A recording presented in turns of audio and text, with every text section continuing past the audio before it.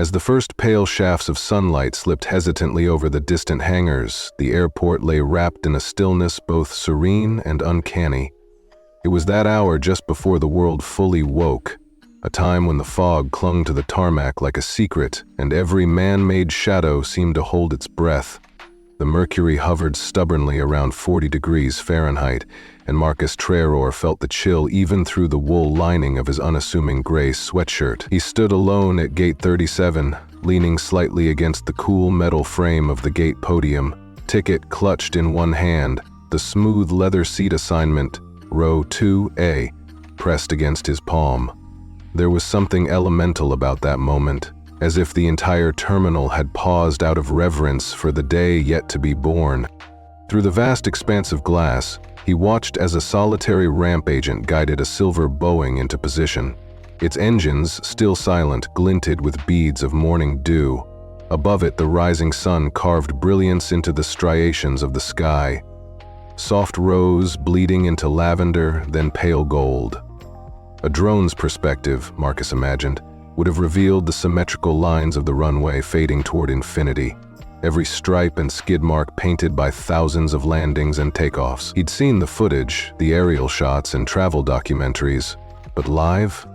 It felt almost too perfect, like a stage set for some grand performance that he, unwittingly, was about to take part in. He drifted a little closer to the window, the wind brushing against the glass, sending a low, keening whisper through its seals. He thought of Northern Europe, where he had spent the last 6 months in back-to-back strategy sessions, sleek boardrooms with chrome accents, multinational executives pressing stain-resistant suits against engineered glass walls, the murmur of translation devices crackling in ear cups. He'd brokered deals, navigated cultural fault lines, calmed tempers fueled by political uncertainty. His colleagues often praised his equanimity, his steady hand. Yet in those moments, sitting high above the world in a business-class seat, he'd felt more removed than powerful. An observer to global machinations rather than an active participant. But today, here at Gate 37, he let himself be no more than a man on his way home. He shifted the small leather briefcase at his side, the one containing the minimal papers he absolutely had to carry and no more. No thick binders of contracts, no bulging file folders. Just a thin notebook of handwritten notes for his teenage daughter Sophie and a collection of photos printed at a corner shop. Her smile captured mid-laughter on her piano bench, his wife Anna leaning into her with arms wide, the dog Barney bounding through autumn leaves. Those photos felt warmer now than that faint glow on the horizon. They were sunbeams framed in gloss, tokens of a life beyond charts and conference calls. He closed his eyes for a moment, leaning his forehead against the cool pane. A breath of the terminal's conditioned air inhaled through his nostrils. Hint of recycled coffee, distant whiff of countertop disinfectant, and he exhaled all the tension he'd carried since touchdown in Brussels at dawn 2 days ago. Any planes still parked in the hangar beyond weren't carrying those bundled anxieties. Here, they simply sat, heavy wings folded like resting swans. He liked to picture them waking slowly, filling with eager travelers, their jets roaring to gusty life. That sound, he knew, was the heartbeat of return, of new beginnings. A distant voice crackled through the PP system, soft and measured. "Good morning, passengers, awaiting flight 312 to New York." The accent was neutral, practiced, no trace of local twang. Marcus could pick up the words before even looking at his phone.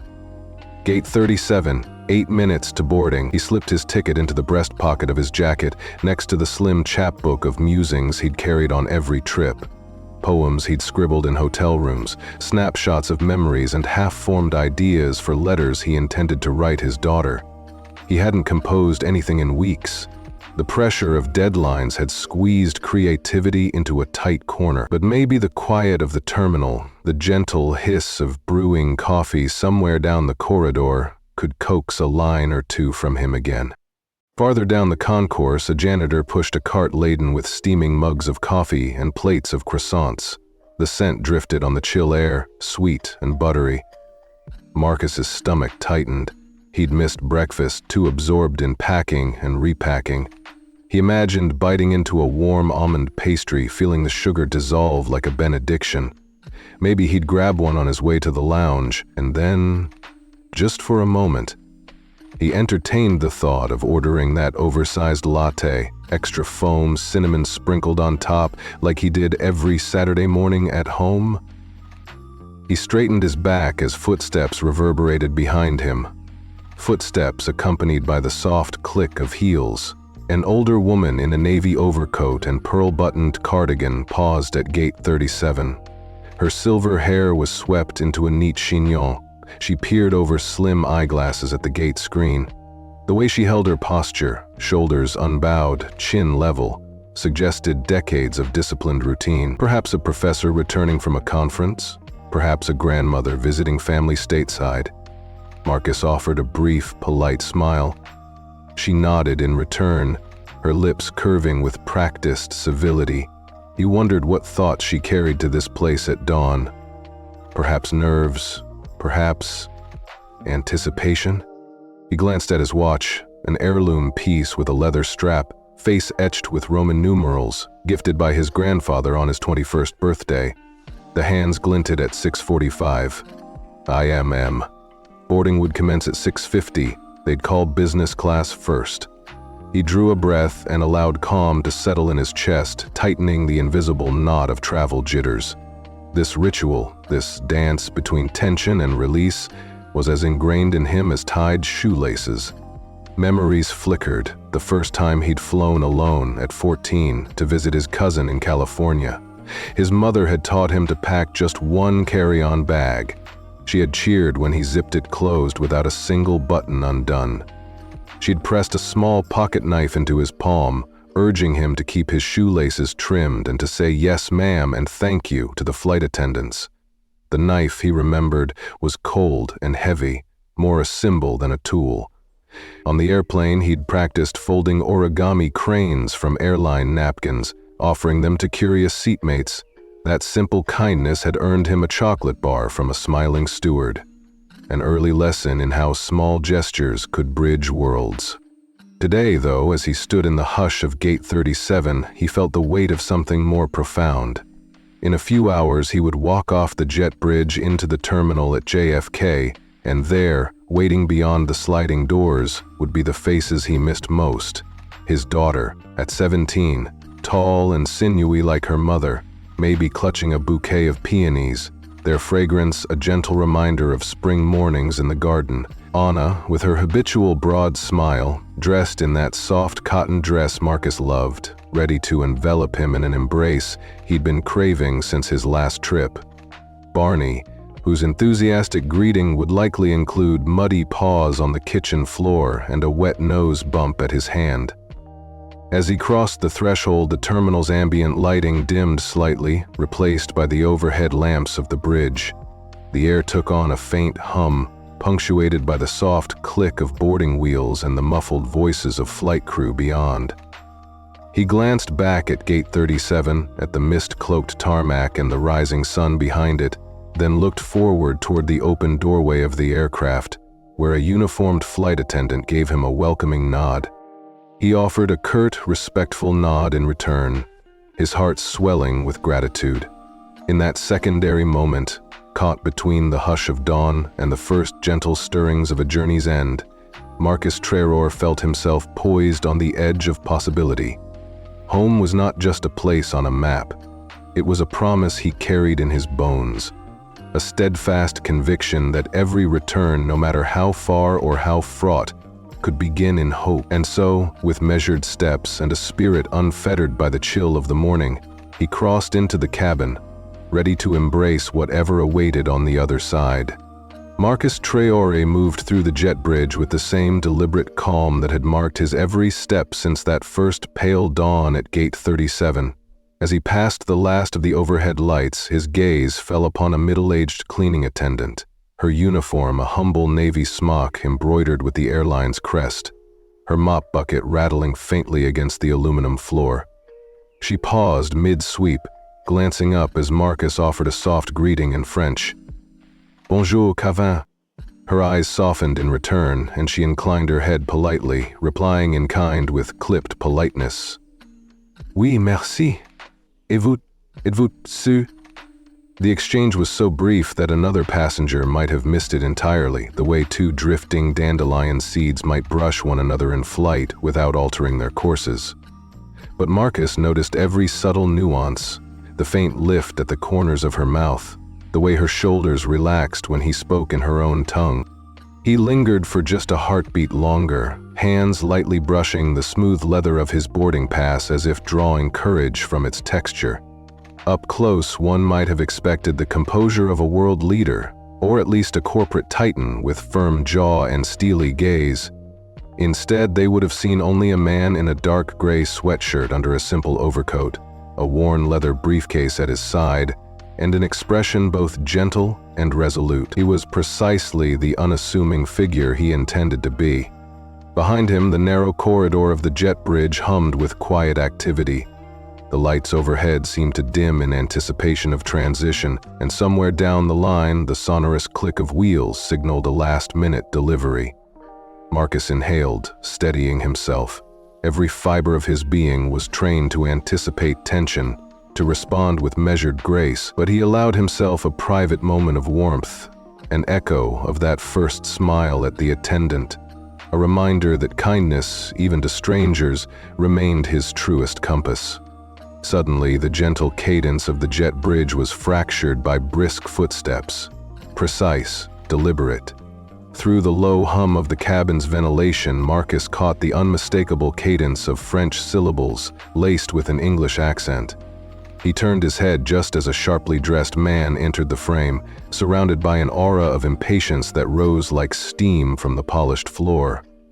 This was Jean-Luc Bernard, and he carried with him the kind of confidence that bordered on entitlement.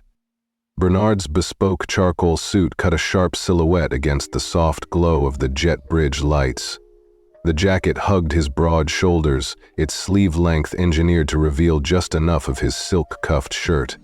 His trousers tapered neatly, breaking perfectly at the ankle to hover above antique black leather shoes that bore a mirror shine so bright you could see the overhead lamps reflected on their surface. At his side stalked a uniformed aide, a younger man with a rigid posture and a thick leather rolling suitcase, the wheels squeaking at every turn. As Bernard approached, the flight attendant stationed at the aircraft door gave Marcus a nod of recognition. Business class pre-boarders were few this early, and Marcus's composed countenance had already drawn professional courtesy.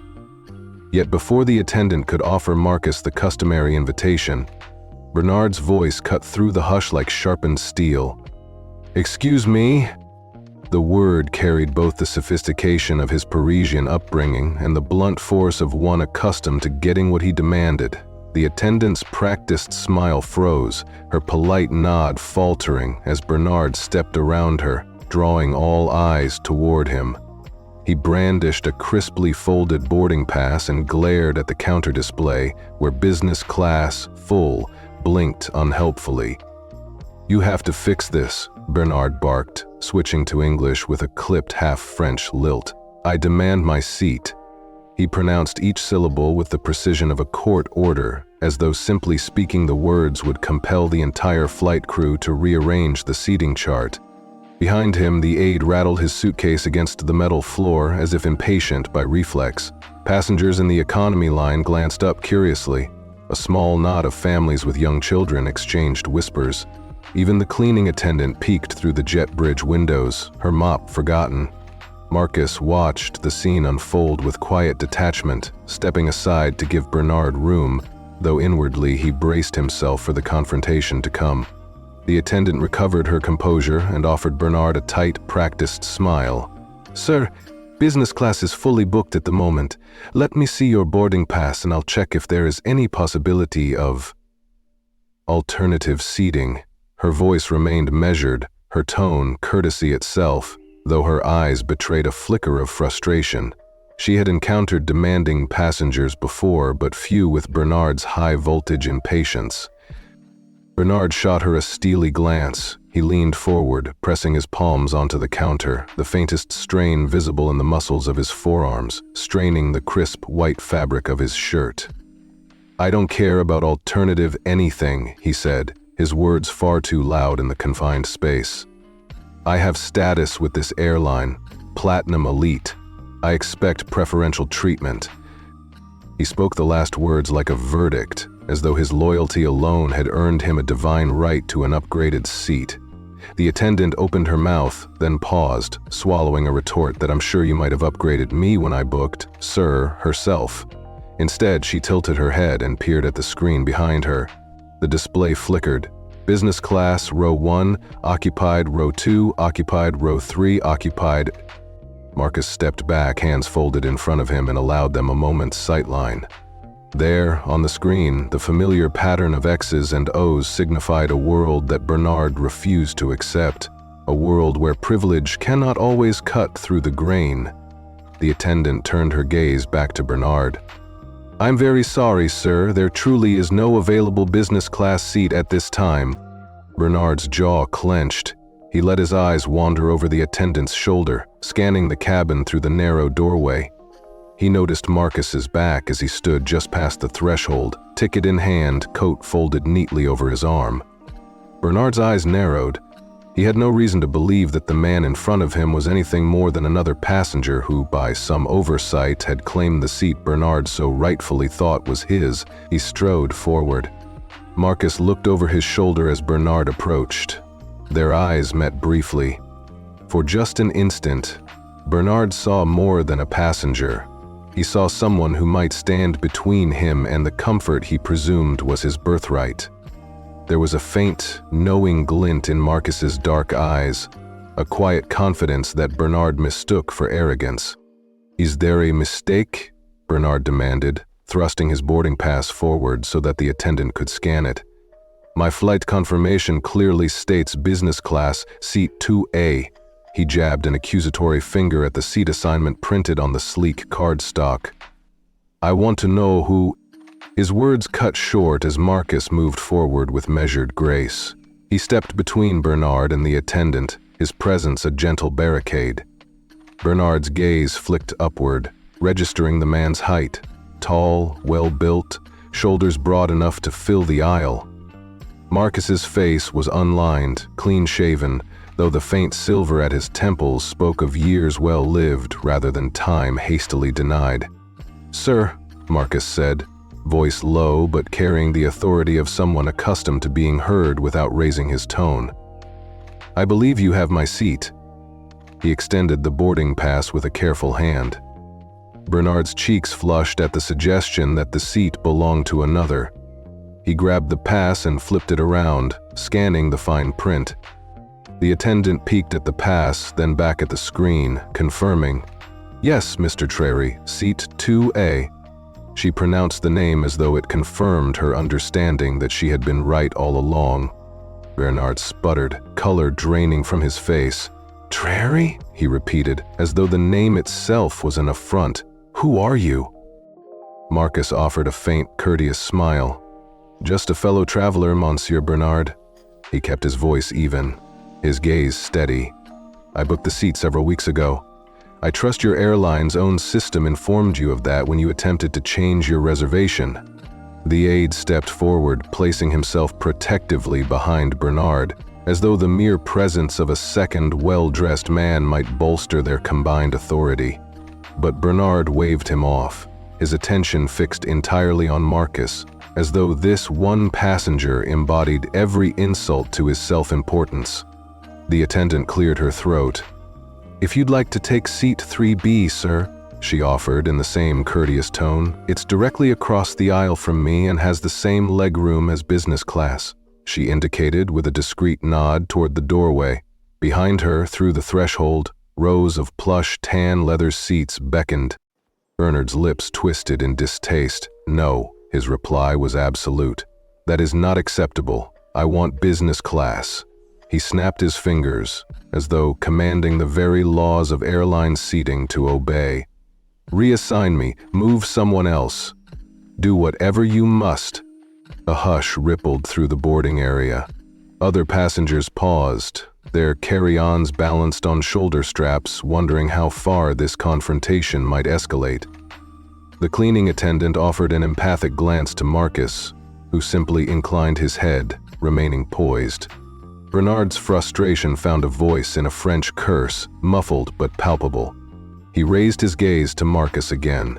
"Look," he said, shifting back into French with an edge of threat. "I am a compatriot. I have done business in New York and London and Tokyo. I am not some backseat passenger to be dismissed." Marcus's eyebrows lifted almost imperceptibly. "I apologize for the inconvenience," he replied evenly, "but I have already cleared and confirmed this seat assignment with the airline. I'm afraid nothing can be done to change it now." "And why is that?" Bernard demanded, tone sharpened by wounded pride. "Because your name is Traoré?" He spat the name as though it justified his contempt. The word hung in the air like a gauntlet thrown. Bernard waited for Marcus to react, to stumble, to reveal a hint of anger or embarrassment. Instead, Marcus drew himself up slightly, brushing his coat over his shoulder with calm deliberation. "I would rather not speculate on motivations," he said quietly, "but I do know that I purchased this seat in good faith, and the airline's records reflect that." Behind them, the third rail of authority, the flight attendant's senior supervisor appeared at the jet bridge entrance, alerted by the attendant's discreet radio call. She was a tall woman in her 50s, hair swept into a tidy bun, wearing a posture that spoke of decades balancing customer demands and company policies. She surveyed the scene. Bernard's crimson face, Marcus's unflappable poise, the restless murmur of the small crowd gathering just outside the doorway. "Is there a problem here?" she asked, her voice carrying both empathy and steel. Bernard seized the moment, pivoting toward her. "This gentleman," he began, emphasizing the word gentleman as though it was the apex of irony, "has taken my seat. He claims he booked it weeks ago. I was told it was available. This is an outrage." The supervisor glanced at Marcus's ticket, then at the attendant's scanner, and then back at Bernard. "I'm sorry, sir," she said, "but Mr. Traoré is confirmed for seat 2A. Our system shows no booking under your name in that row." Bernard threw up his hands. "I demand to see your manager. I want someone higher up." His voice rose, audible even to the distant passengers waiting to board. The supervisor sighed, then lowered her voice with practiced calm. "I am the senior manager on duty for this flight. If you'd like, I can offer you a seat in economy," she said gently, "or we can place you on the next flight out to New York. If you upgrade now..." Bernard cut her off with a wave. "Next flight? I don't have time for next flights. I need to be in New York for a conference. This is completely unacceptable." At this point, a subtle but unmistakable vibration ran through the crowd. No one wanted to be seated directly behind Bernard, nor did they relish witnessing his entitlement. The gathered passengers exchanged sympathetic glances with Marcus, impressed by his restraint and quiet dignity. Marcus met Bernard's blazing stare with a composed tilt of his chin. "I'm sorry you feel inconvenienced," he said, "but I have every right to this seat. If you're unwilling to accept that, perhaps we should find another resolution." He paused, then added with gentle firmness, "But it will not involve displacing me." Bernard's face contorted as if he were tasting something bitter. He glanced to his aide, who offered no solace. Finally, Bernard turned on his heel and stormed back down the jet bridge, dragging the aide in his wake. Their footsteps echoed angrily, leaving behind a faint trail of tension. When they reached the main terminal concourse, Bernard's voice could still be heard, demanding supervisors, threatening complaints, invoking his airline status. But with each step away, the intensity of that anger seemed to deflate, like a hastily punctured balloon. Back at the doorway, the supervisor exhaled and turned to Marcus with an apologetic smile. "I am so sorry you had to witness that," she said. "Are you all right?" Marcus inclined his head, smoothing his hair at the temple. "Yes, thank you. It's unfortunate, but I appreciate your assistance." He spoke warmly, genuine concern in his tone. "I hope he finds a satisfactory solution." The attendant handed Marcus his boarding pass and nodded respectfully. "Seat 2A, sir. Right this way." As Marcus stepped past her and into the cabin, he felt a ripple of relief. The plush window seat leather enveloped him like a welcome embrace. He settled in, sliding the soft cushion under his shoulder and placing his briefcase gently at his feet. Outside, the sun had climbed just a fraction higher, gilding the airport apron with buttery light. He touched the window seal, recalling that first morning glow at Gate 37. Today's sun shone a little less golden and more resolute, exposing the true contours of the world. But Marcus was undeterred. He smiled to himself, aware that the first conflict had been set. He would weather the next challenge with the same composed dignity, confident that the rest of the journey lay not in rows of seats or the whims of entitled travelers, but in the small, unshakable promise of kindness, extended and dignity retained.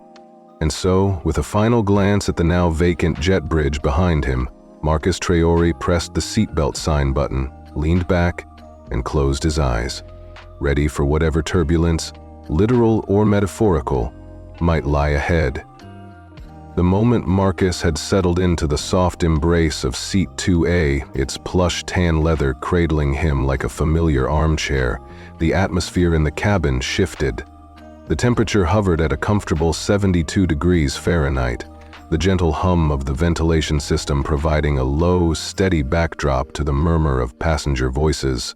Then, the precise click-click of high heels echoed down the aisle, sharp, deliberate, and impossible to ignore. Claire Deschamps, the lead flight attendant for Air France on this pre-dawn Flight 312, swept into view.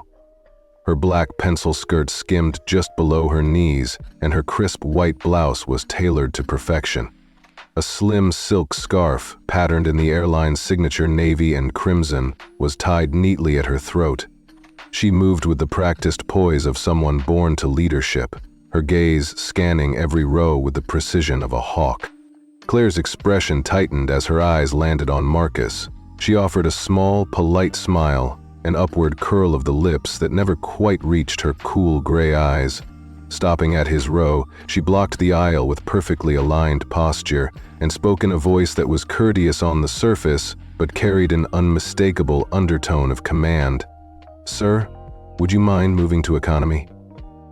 Marcus looked up, brow arching in genuine surprise. His deep-set eyes held no trace of menace, only calm inquiry. "Why me?" he asked, his tone as smooth and level as the polished veneer of the overhead bins. The cabin hushed at once. Conversation stalled mid-sentence. Passengers from neighboring rows lifted their heads, curiosity flickering across their faces.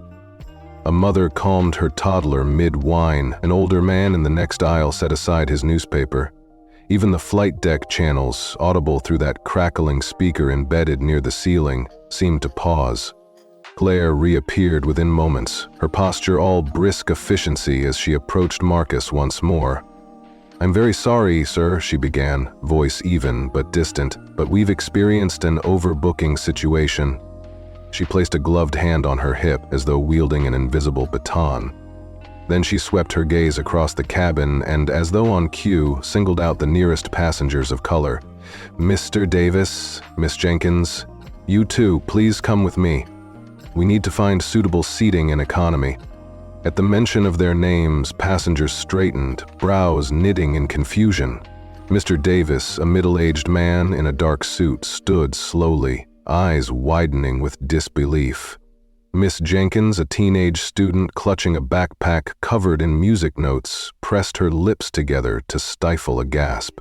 The camera cut to slow-motion shots. The tremor in Mr. Davis's fingers as he folded his newspaper.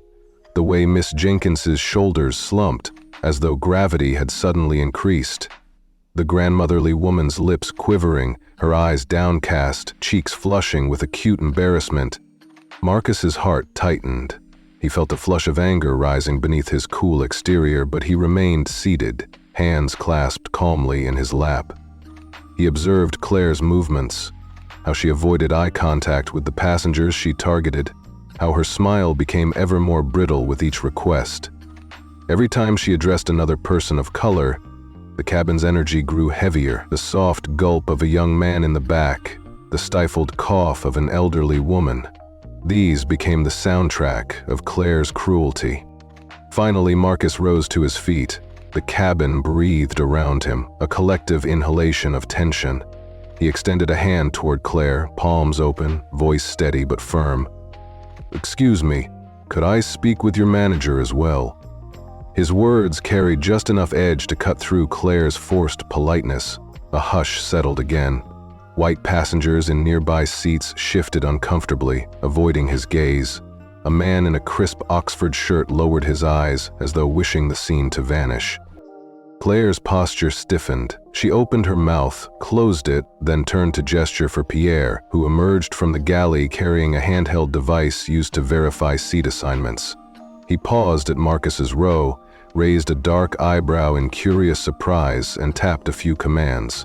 The device beeped twice, then displayed, "Seat confirmed, 2A, Marcus Traoré."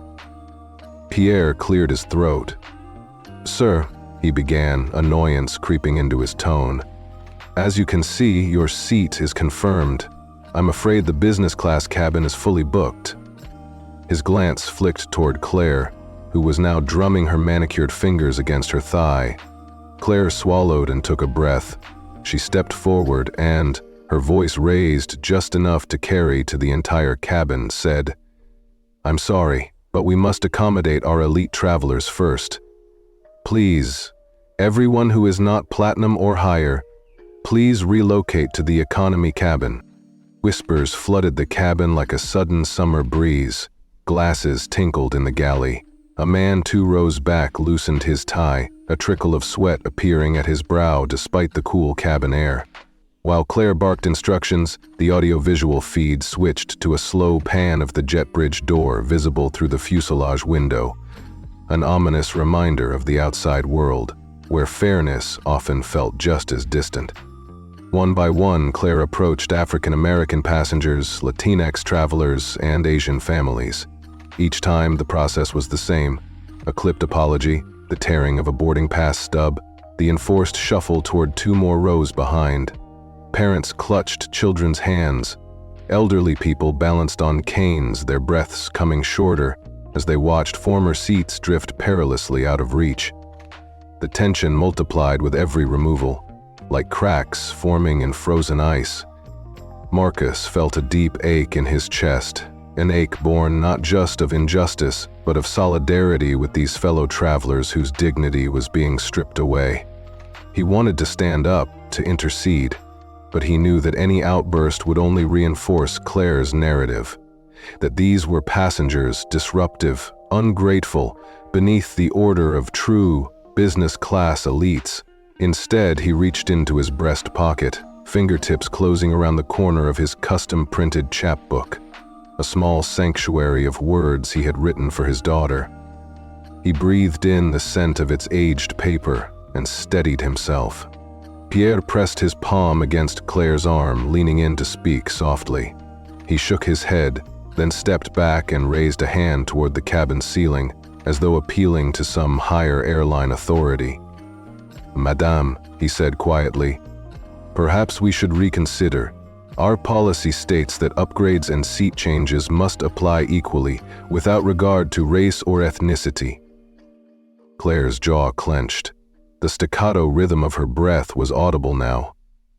"Our system prioritized elite members," she insisted.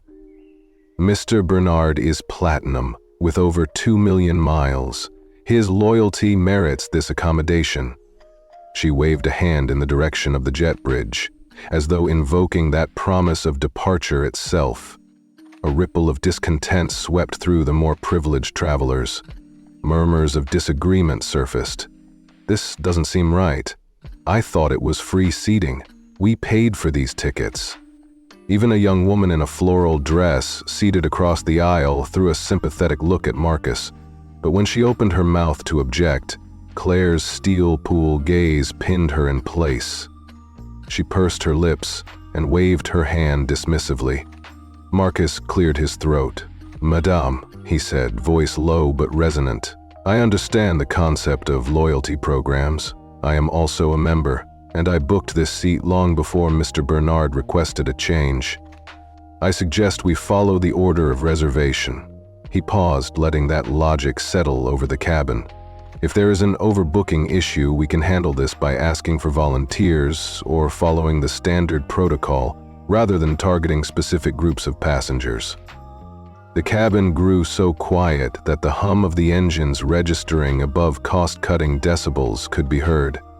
Claire's cheeks flushed, her composure slipping. She looked to Pierre, whose arms were crossed in silent support of Marcus's stance. For a moment, the two flight attendants faced each other across the aisle as if on opposite battlefields. Then Claire's lip curled. She pressed her hand to her earpiece and whispered sharply, "Security!" Her head bobbed once, twice, as she relayed instructions. A sense of dread rippled through the targeted passengers. Mr. Davis's fingers tremored. Miss Jenkins's eyes brimmed with tears. The grandmother clutched her shawl like a lifeline. The camera captured their faces in still, agonizing detail. Lids heavy, tears unfallen, cheeks pale. Marcus watched, anger and sorrow mingling in his chest. He rose slowly and placed a hand on Claire's forearm, not a touch of aggression, but an unmistakable gesture of human connection. "Please," he said quietly, "there is no need to escalate this further. If you insist on invoking security, it will only humiliate everyone involved." Claire recoiled as though stung. Her eyes darted to the passenger cabin, where white travelers had begun to avert their eyes, sensing the fundamental wrongness of what was unfolding.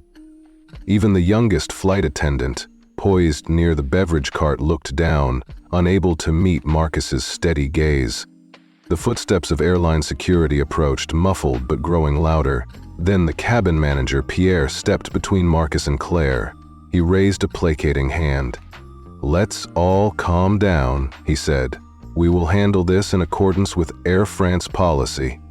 He turned to Marcus. "Sir, perhaps you could please take your seat for now."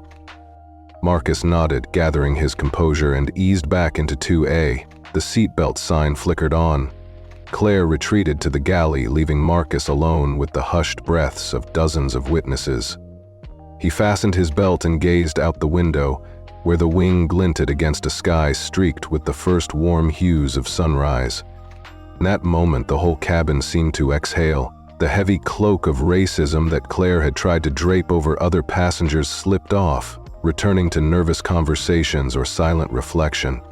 The airport apron beyond the window glowed in pink and gold, as though urging the world toward renewal. And so, as Flight 312 lifted from the tarmac, climbing into the pastel sky, Marcus Traoré settled back into his seat. Around him, the cabin held its breath, poised between the bitterness of what had happened and the promise of where they were all headed. Together, at 40,000 feet, toward the next chapter of their journeys. Marcus sat rigidly in his immaculate new seat at the very front of the cabin, row 1, where the leather was softer, the legroom deeper, and the attendant's attention came with the quiet efficiency of a well-oiled machine. L'Angerange Luc Bernard, newly settled beside a small silver table, lifted a crystal flute of champagne to his lips, the bubbles sparking like liquid diamonds in the cabin's warm glow. A crisp white linen towel, warmed beyond necessity, rested across his lap, and he allowed himself a self-satisfied chuckle as he caught sight of Marcus through the gap in the polished wooden partition. "This," he said in a voice rich with condescension, "is how VIPs travel." Claire, positioned just behind Bernard, nodded in meek agreement. Her painted smile was tight, her posture impeccable, as though she existed solely to validate Bernard's sense of entitlement. She glanced over her shoulder at Marcus, the barest flicker of triumph in her gaze revealing that she believed she had engineered this entire seating hierarchy purely by right. She had no inkling that Marcus was watching, observing every slight, every miniature triumph she afforded Bernard at his expense. though her complicity lay bare in the way she adjusted his towel, the practiced curl of her hand around the champagne bottle's neck, and the flattery in her tone as she informed him that champagne refills were on call.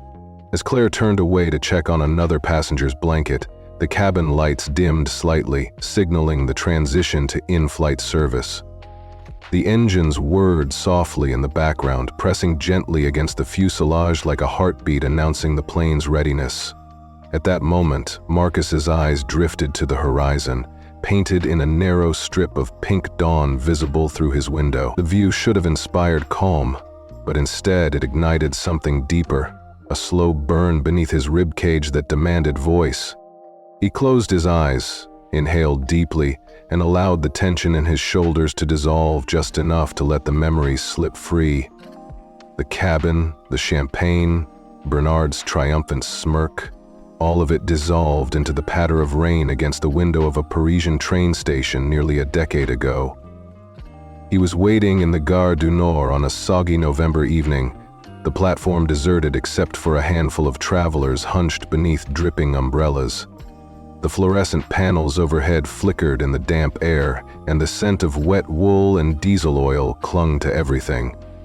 Marcus's trench coat, his best, a gift from his wife, was already damp at the collar, and the hems of his trousers glistened with moisture. He tucked his chin into the high collar, watching the puddles ripple beneath each passing footstep. A security guard had approached him just moments after he stepped off the train. "Monsieur," the guard said, eyes narrowing as though led by instinct rather than evidence. "Your ticket, please."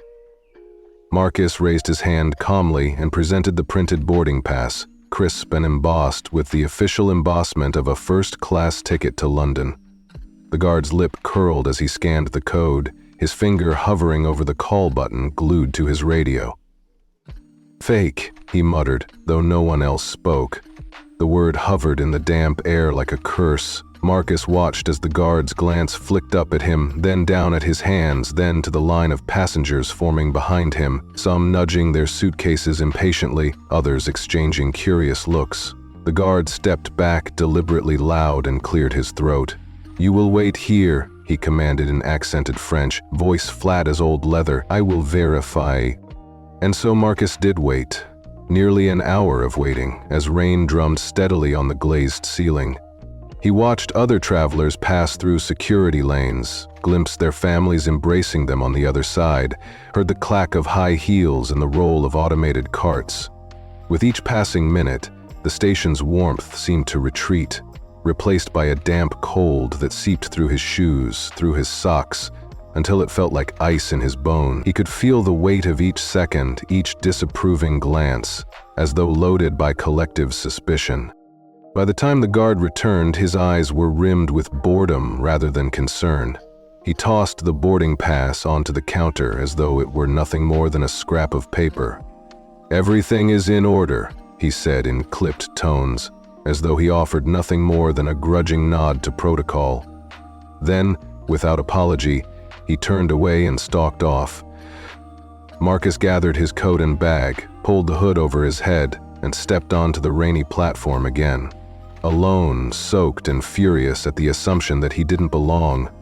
The station's bright lights didn't feel welcoming, they felt accusatory, as if each fluorescent bulb were accusing him of deception. He fished out his phone, typed a message to his wife, telling her simply that he'd been held up but was okay. Then he headed to the platform for his train to Heathrow, each footstep a beating drum announcing his dignity, despite the indignity he had endured.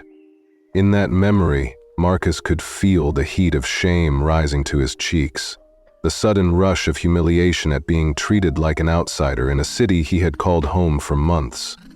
He could still smell the damp trench coat, still feel the slick leather of his shoes on the wet tile. He could hear every whispered assumption, every barely suppressed laugh from pausing commuters, and above it all rang the guard's single, suffocating word: fake. The flashback faded and Marcus found himself back in row 2A, the cabin's gentle hum grounding him in the present. The hiss of the beverage cart in the aisle sounded suddenly loud, and Claire's voice, calling for a refill on Bernard's champagne, seemed like a severed echo. He opened his eyes slowly and rested his palm against the armrest, fingers tracing the embossed Airline logo on the leather. The anger that bubbled beneath the surface now manifested as a tight coil in his chest. It was not the hot flare of instant rage, but a slow, cold fury, one fueled by years of overlooked indignities and sharpened by the memory of being labeled fake. He could feel it coiling in his gut, reaching up into his throat. He longed to stand, to confront Bernard directly, to demand respect, but he also knew that any outburst would play into Claire's narrative, that a man of color, denied his rightful seat, must surely be unhinged, irrational, and out of place. So, he leaned back, closed his eyes, and drew another deep breath. He let the oxygen fill his lungs completely, then exhaled in a long, slow stream, picturing each ounce of tension leaving his body. He counted 1, 2, 3, until his heart rate slowed and the tightness in his chest felt more manageable. Beside him, the faint clink of crystal signaled that Bernard had drained his glass. Claire hovered, ready to top it off. Their laughter rippled down the aisle, a low, insistent current that threatened to drown out every salvageable moment of dignity in the cabin. Marcus felt a quiet determination take root. He would not let this become yet another incident he would have to force himself to forgive. Not tonight, not after everything he had endured, and not for the sake of preserving someone else's fragile sense of superiority. He reached into his breast pocket and extracted the small, worn chapbook he carried everywhere, a collection of poems and letters written in his own hand, dedicated to his daughter. The pages were soft, the ink smudged in places where he had pressed too hard. He thumbed through until he found the poem he had composed at that Paris station, lines about waiting in the rain, lines that spoke of belonging and the ache of being misunderstood. He read them quietly to himself. I stand in mirrored halls of glass, reflected doubts like ghostly pass, yet in the tremble of the storm, I stand unbent, my heart is warm. The words grounded him, reminded him that his identity was not defined by where he was seated, nor by the fleeting judgments of those around him. His worth had always been in his convictions, in the love he bore his family, and in the quiet strength he cultivated over a lifetime of both victories and setbacks.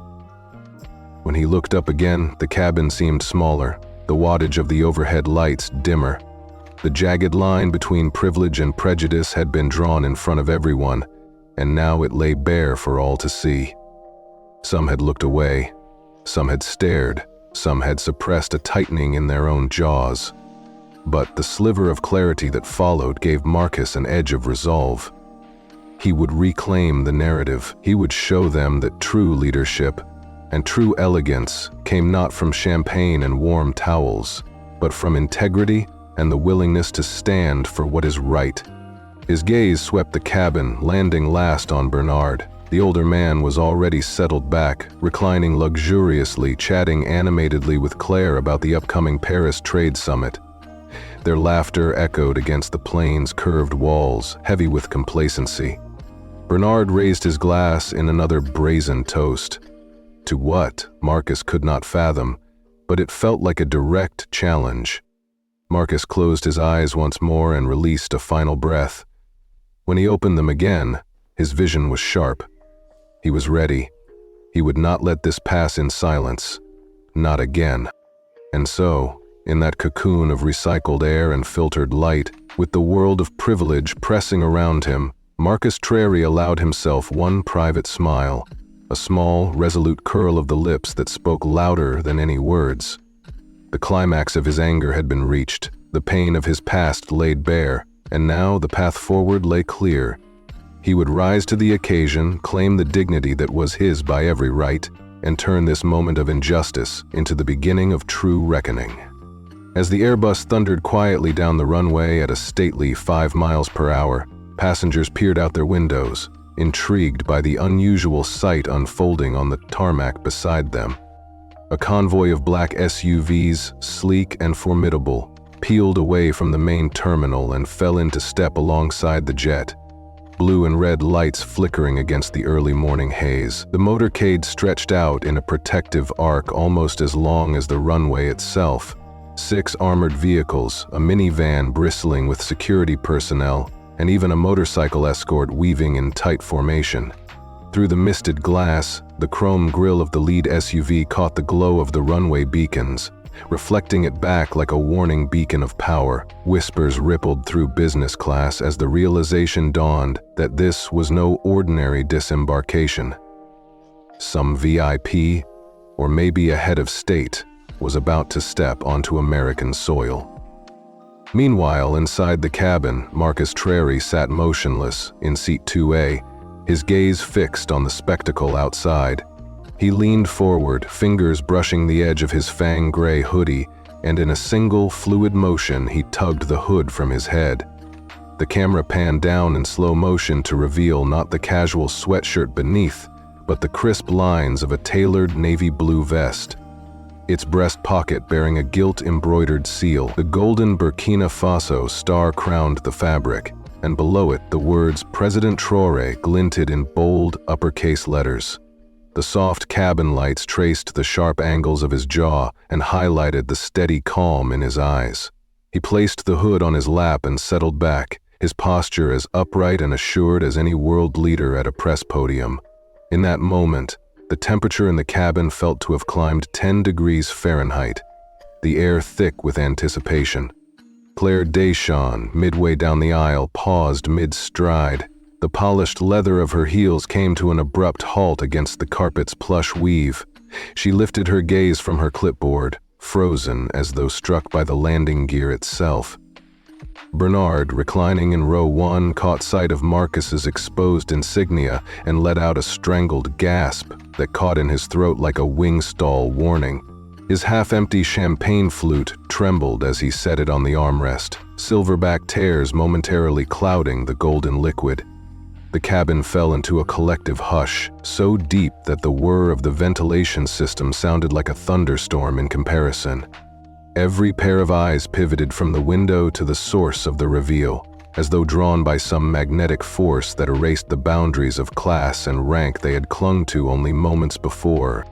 Suddenly, the forward service door swung open with a measured hiss, and a lone figure strode down the aisle, a uniformed officer in midnight black dress, his boots clicking in rhythm to the beat of authority. He carried himself with an ease that came only from years of disciplined training, shoulders squared, chin lifted, every step deliberate.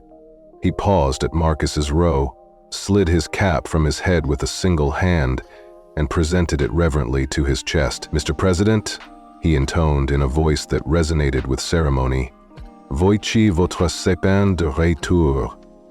Then, switching to English, he added, clearly for all to hear, "President Traoré, welcome home."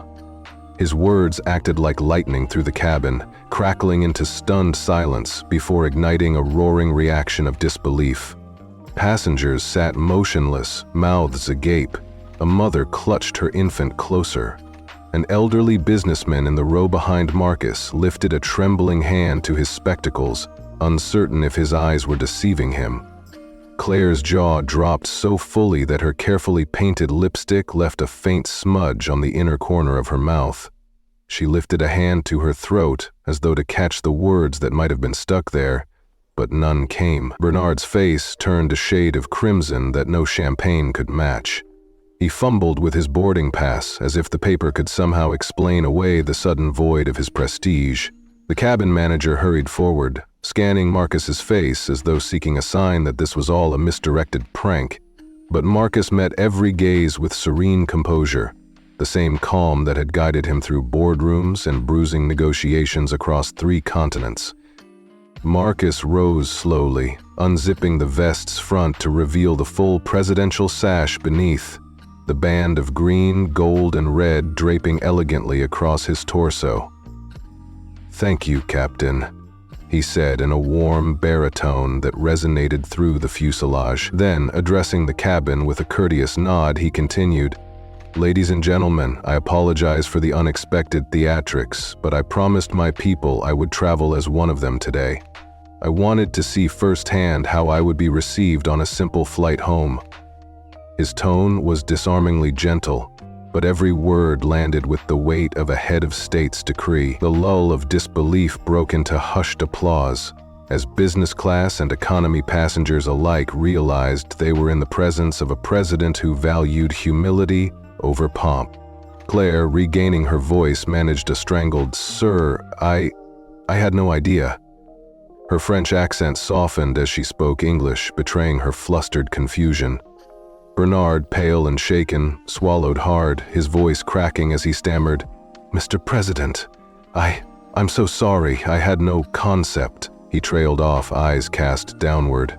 In that moment, the gulf between entitlement and respect, between race and rank, yawned so wide that the cabin itself felt smaller. Claire reached out, as though to steady herself against the revelation, and offered a shaky nod, her professional poise crumbling to reveal genuine remorse. The presidential officer stepped aside to clear the aisle, and Marcus extended a hand to Claire. "No hard feelings," he said, his voice steady and kind. "I trust this flight crew will join me in the spirit of fair treatment going forward." She accepted his handshake, her fingers trembling, and the two shared a moment of mutual respect that transcended the earlier conflict. Bernard, fully humbled, rose from his seat and offered Marcus a tentative bow. "Your Excellency," he murmured, "it would be my honor to apologize publicly and to sponsor a toast to equality on your home soil." The other passengers watched this uneasy alliance form, their expressions shifting from shock to admiration. As the plane came to a gentle taxi behind the motorcade, passengers murmured among themselves, some marveling at the president's unannounced presence, others remarking on the power of grace over grievance. Smartphones emerged, cameras clicked, and tiny screens lit up with images that would soon flood global news wires. A man of African descent, clad in the humble vest of a traveler, revealing himself to be a nation's leader, commanding both respect and empathy in a single gesture. Claire moved down the aisle, offering blankets and refreshments to everyone regardless of ticket class, her earlier prejudice washed away in the flood of newfound awareness. Bernard, for his part, made up for lost time by helping distribute extra bottles of water to the economy section. His earlier champagne privileges exchanged for an earnest desire to bridge the divide he had once enforced. At last, the aircraft slid into position at Gate 17, the same gate Marcus had boarded hours before. The cabin door opened, revealing the waiting motorcade, its polished engines and tinted windows gleaming in the rising sun. Passengers rose as one, a silent wave of respect washing through the cabin, toward the back, where Marcus prepared to step onto American soil not as an anonymous traveler, but as the duly elected president of Burkina Faso. With a final nod, he stepped into the jet bridge, escorted by the presidential officer, and into a new dawn where rank, privilege, and prejudice were eclipsed by the dignity of truth. And as the door closed behind him, those on board knew they had witnessed more than a flight. They had witnessed a masterclass in leadership, humility, and the unexpected power of a reveal that changed everything. The moment Claire Deschamps' hands were snapped behind her back and Jean-Luc Bernard felt the weight of steel cuffs closing around his wrists, a collective gasp rippled through the cabin like a shockwave. Cameras still rolled on dozens of smartphones as passengers craned their necks, eyes wide with astonishment. The drone-like hum of the air conditioning gave way to the clicking of shutters and the muted thrum of frantic video uploads. In one sweeping shot, the camera panned slowly from the cockpit door down the aisle, capturing the tableau of disbelief.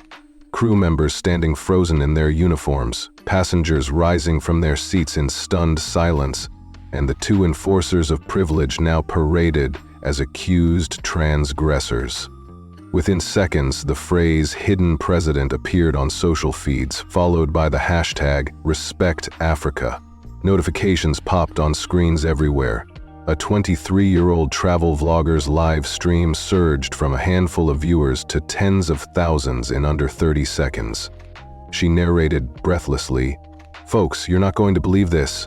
These are the flight attendants we all complained about, and now they're being arrested for racial discrimination on a transatlantic flight. A parent in row 14 video called her group chat. Get this. He was the president of Burkina Faso all along, and they treated him worse than an animal. On Twitter, retweets and quote tweets cascaded in rapid succession. Influential voices chimed in. A prominent human rights lawyer tweeted, "This is why leadership matters. When the oppressed are dignified, the world pauses. Respect Africa," while a celebrated musician posted, "Finally, dignity wins," with a looping gif of Marcus's revelation moment. Even the White House press secretary retweeted footage with the caption, "Grateful for swift action against discrimination, the United States welcomes leaders of all nations and insists on respect for all citizens." Meanwhile, Instagram exploded with side-by-side before and after shots, one showing Claire's forced removal of African descent passengers, the other showing her own cuffing. Beneath each, the comment sections overflowed. "No more colonial mindset," "Black excellence cannot be hidden," and "Burkina Faso forever." TikTok creators remixed the audio of the handcuffs clicking together with celebratory drumming from West African traditions, the mix underscoring how ancient rhythms could meet modern justice. By the time Flight 312 taxied to a halt at Gate 17, global news networks had already picked up the story. On CNN and BBC alike, anchors broke into regularly scheduled programming with the headline graphic reading, "A New Chapter in Respect," flanked by the map of Burkina Faso colored in gold and red. A chyron beneath read, "Respect Africa movement grows after presidential reveal." Correspondents sent live reports. One described the scene in the cabin as electric. Another noted that the video had surpassed 10 million views in under 10 minutes. On French television, TF1 devoted a full segment to the incident. The camera lingered on a larger-than-life map of West Africa, with Burkina Faso highlighted by a glowing outline. A senior analyst spoke solemnly. "This is more than a viral video.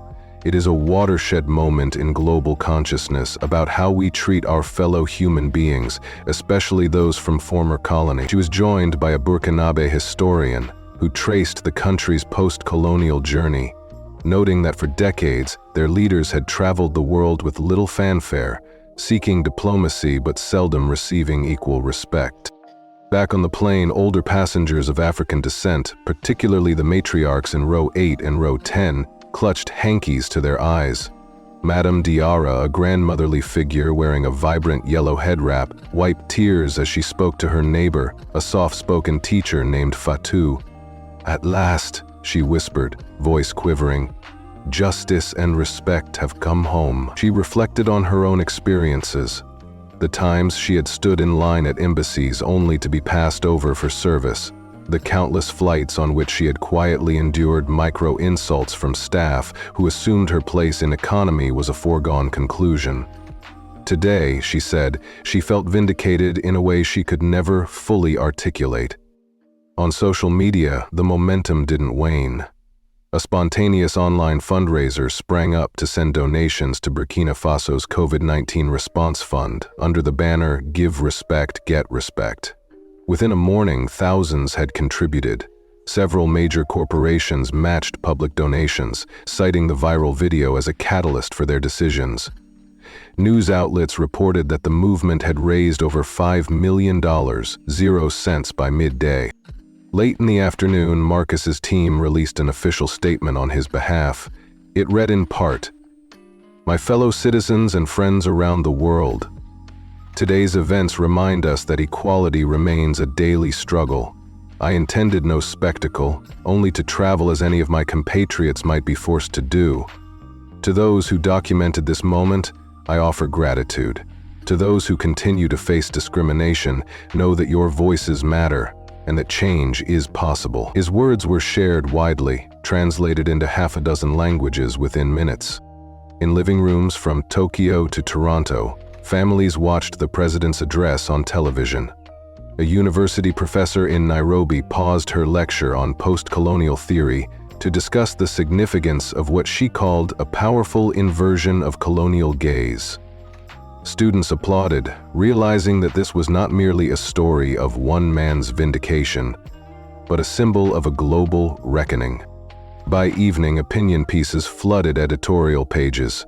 The New York Times ran a front-page story titled "Flight to Dignity When a President Went Incognito," describing how Marcus's modest approach had exposed deep-seated biases and served as a rallying cry for humane treatment in every corner of the globe. The Financial Times published a column urging executives to seat humility alongside privilege, while Le Monde's leading op-ed called for comprehensive reforms in international airline protocols. Back aboard Flight 312, now parked and emptied of passengers, the cabin lay silent but for the soft hum of ground service equipment. The rows of tan leather seats still bore the impressions of those who had witnessed history unfold. A lone ground crew worker stepped inside, retrieving stray coffee cups and stray boarding passes. He paused at seat 2A, traced his fingers over the indentation in the leather, and smiled softly, aware that beneath that cushion, a story had played out that transcended any single flight or cabin class. In the days that followed, travel bloggers and journalists echoed a common theme, that respect is not conferred by ticket class or title, but by the recognition of shared humanity. The Respect Africa hashtag continued to trend alongside that of travel with dignity and end racial bias, and though flights resumed their ordinary rhythms, boarding calls, seatbelt signs, beverage service, the memory of Flight 312 lingered long after. For the passengers of that flight, the event became a personal touchstone. Many reported renewed courage when confronting everyday slights, a dismissive glance at a coffee shop counter, an assumption that they were in the wrong line, or that their name would be mispronounced without apology. "If a president of a nation can stand up for himself, so can I," one traveler wrote. "I won't accept anything less than respect." An elite rank. Thus, what began with a staged reveal on a runway and a handcuffed flight attendant ended as a global affirmation that dignity is not a privilege of the few, but a right of all. And as the story of Flight 312 and President Traoré's journey swept across continents, it left behind a resonant truth, that when the world took a moment to pause, to capture and to share, it chose, en masse, to celebrate respect over prejudice and unity over division. As the morning sun climbed higher over the red-earth tarmac of Ouagadougou's Félix Houphouët-Boigny International Airport, an expectant hush fell over the assembled crowd at the presidential arrival pavilion. Rows of journalists, their cameras trained and microphones at the ready, angled toward the makeshift dais draped in Burkina Faso's tricolor.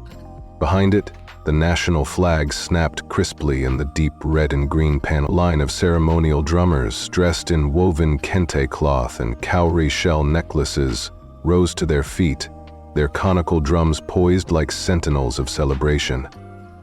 Marcus Traoré walked to the microphone with measured steps, his tailored dark suit catching the light, the lapel pin of his office, the crossed elephant tusks beneath a rising sun, shimmering faintly.